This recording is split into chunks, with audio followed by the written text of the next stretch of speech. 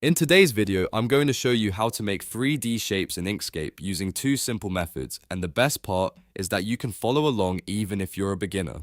We'll start with a quick technique for turning flat shapes into a 3D style effect, and then I'll also show you Inkscape's built-in 3D boxes tool for making clean cubes and box shapes with perspective. If you enjoy easy Inkscape tutorials like this, make sure to hit the like button and subscribe for more helpful design videos. Let's jump right in.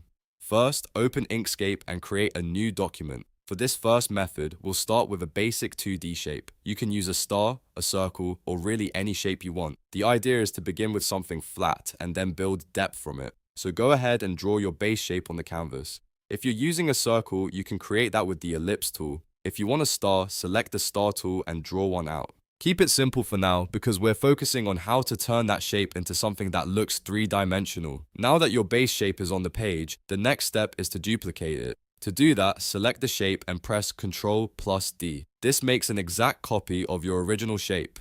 After duplicating it, scale the copy down slightly. You can do that by dragging the handles inward, then move the smaller copy a little bit off to the side so it creates a visible offset from the original. This offset is important because it helps define the direction and the depth of the 3D perspective. If you move the copy down and to the right, for example, your shape will look like it's projecting in that direction. Once both shapes are in place, we're ready for the next part. Select both the large original shape and the smaller duplicated shape. With both selected, go up to Extensions, then choose Generate from Path, and then click Interpolate. This tool is what helps create a smooth transition between the two shapes. It's especially useful when you want a shape to look like it has depth or a repeated layered structure. When the Interpolate window opens, you'll see a few options. One of the most important settings here is the number of interpolation steps. If you want a stronger 3D looking result, enter a high number, like 50. The more steps you use, the smoother and more detailed the effect will be.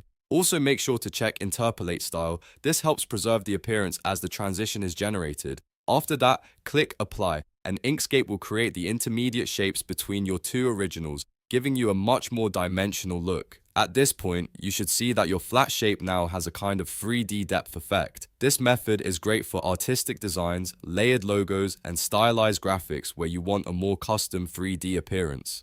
It's not a true 3D model, but it gives a very convincing visual result, especially when used creatively. Now let's move on to the second method, which is much faster if you want a basic cube or box. For this, select the 3D Boxes tool, which you can activate by pressing X on your keyboard. Once the tool is selected, click and drag on the canvas. Inkscape will automatically create a 3D box with perspective lines and adjustable vanishing points. This is perfect when you want something simple and clean, like a cube, a box, or a product-style shape. After the box appears, you can adjust its perspective using the handles. These control points let you change the angle and depth so the box looks the way you want. You can make it wider, taller, or more dramatic depending on the design. This tool is great because it gives you a true built-in 3D style shape without needing to build the effect manually. So to quickly recap, if you want a custom layered 3D look, start with a 2D shape, duplicate it, offset the copy, and use extensions greater than Generate from Path greater than Interpolate.